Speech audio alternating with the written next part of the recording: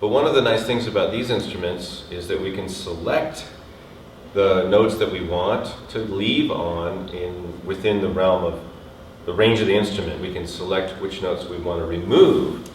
And by limiting choice, we can create different tonalities, different sonorities, different effects. So we talked about this a little bit earlier, but let's just review how we get there.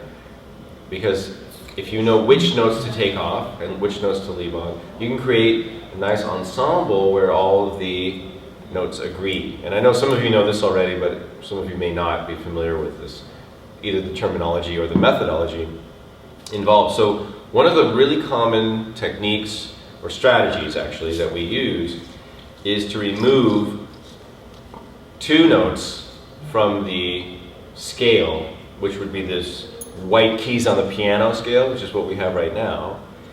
So C, D, E, F, G, A, B.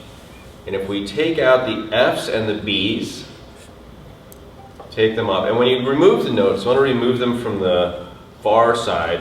You lift up this way so that you don't bend the posts. So don't take it from the near side, take it off the far side. So if you remove the F's and the B's, what we're doing basically is we're getting rid of the possibility that you can have a half step or semitone in your scale. And the half step there's two of them in the scale, the half steps or semitones. And where those are is it's between the E and the F. So if we go C, D, E, and then the next note is F, and that's only a half step away. So you end up with that kind of effect, which is this semitone effect. And then the other one is between B and C. So as we get up to the top of the scale, B, C, then we end up with, called a minor second or a half step or semitone. So that's okay. In some scales we can have that. We might want that we might want that effect, and we're going to set it up in a little bit. So we'll have what we call an exotic scale. You might call it an Asian scale or Oriental scale. But for now, we're going to go for the most gentle, harmonious, open sound we can achieve. So the way we do that is we take off the F's and the B's. So go ahead and remove, if you haven't already, remove the F's and the B's. And if you're playing the boom tubes, you want to get rid of the, what is it, the lime and the purple. Light purple. Yeah. That's not fuchsia. Lilac. Is it lilac? Yeah, so you take the lime and the purple. Then, and if Anya's done doing that on the bass. And by the way, all of the Orff instruments, unless they are what's called the Tenor Alto, they have 1 1/3 octaves. So it's C to A. It's a C up to C, and then you have another D, E, F, G, A on top of it. So it's 1 2/3 octaves. About 1 2/3 octaves. So all the Orff instruments have the same range. They're all 1 2/3 octaves. They're just in different registers. So now let's hear what this sounds like all together.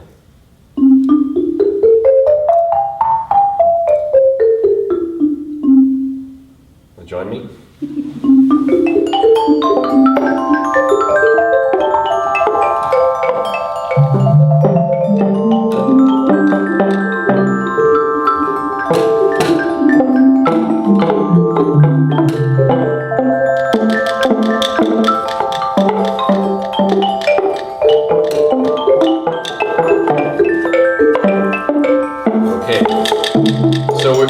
Now we've got the scale set up, so let's organize some rhythm and some pattern so we have an ensemble. So typically, the bass, as I mentioned before, is going to play what we call a bourdon. This is typical. It's not, doesn't have to only be limited to that, of course. But bourdon is, 1 and 5. So C and G. Yeah, and you could do moving bourdon if you want. That's an arpeggiated bourdon where you go up and down.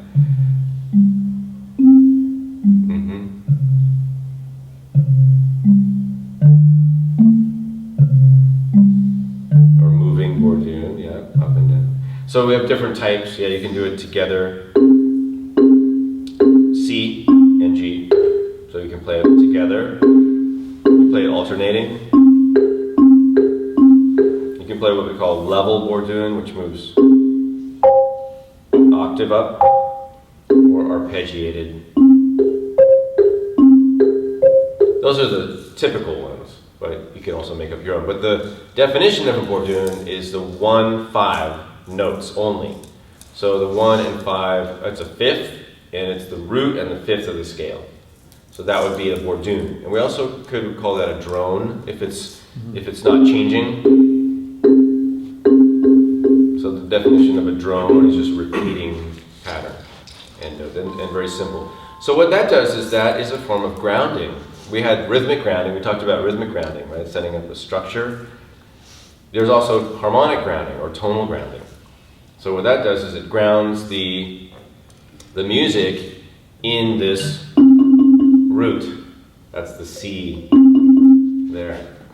So if we change the ground there, it has a different effect. So let's hear what it sounds like when Anya plays the Bourdon on C, and then we can play on top of that.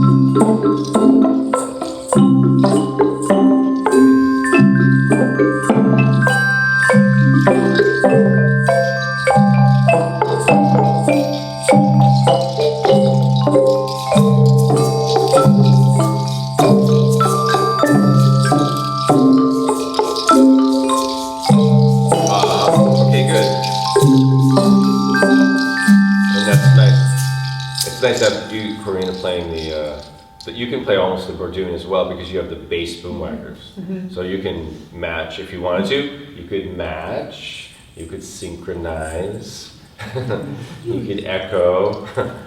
All right, and then add more weight. And that's the nice thing about matching in the ensemble or synchronizing. The purpose of synchronizing as well as connecting with a person is to bring out a part. So let's say somebody's playing something. If you synchronize with them, not only are you connecting with them, but you're making what they're doing louder. It's bringing it to the forefront more, because it adds more volume to what they're doing. So two people doing the same thing is going to be louder, right, than the individuals. So that's a nice way to connect, but it's also a nice way to emphasize anything that's happening in the music. And let's see, let's get a chair for Craig. Maybe we can slide over, or in here, or over there. So let's look at a little bit more, with a little more detail, the types of things we're doing on the instruments, because certain instruments lend themselves to certain roles, right? We're talking about the role. What is the role in the music of the part you're playing? Is it a grounding role? Is it a supportive role? Is it more soloing, or is it more of an embellishment or color role? Does it come in, is it constant, or is it intermittent? And one of the things about the Glockenspiel that's kind of nice is that it's a different sound from the wood instruments, because it's a metallophone. It's in the metallophone family or the metal family.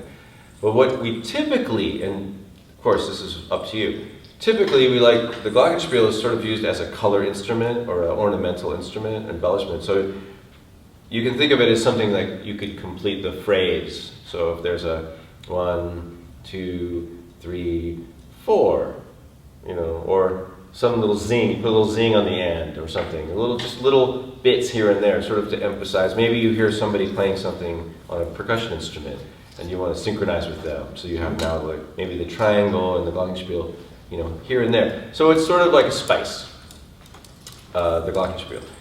The higher, the soprano xylophone is going to be a voice that's going to come out a little bit more than the well, this is also soprano, right? Is this alto? Okay, good. Thank you. So alto would be middle voice. Soprano could be more like a soloist voice, or melodic, or playing the melody, the lead, right? And the alto, and there are the three sides, so soprano, alto, bass. There are no official tenor Orff instruments, but they do have one called a tenor alto, which is an alto that goes 2 octaves instead of going an octave and a 2/3. So it goes from C to C instead of from C to A. But those are not as common. So we have the soprano, the alto, and the bass. So the alto is the middle voice, and that would be like the viola in the ensemble of a string quartet, for example. And so it tends to play a supported role. It tends to play ostinati, or ostinato, which are repeating patterns.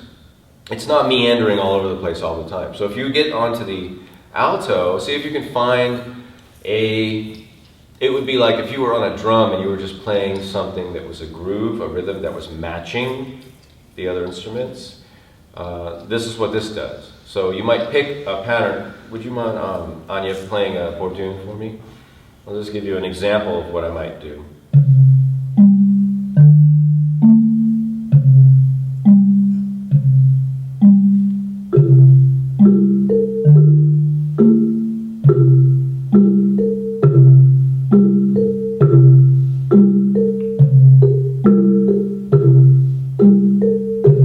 Something like that.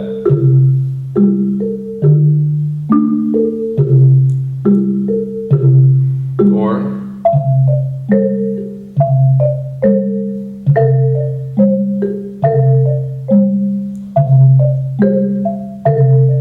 just something repeating, or once in a while.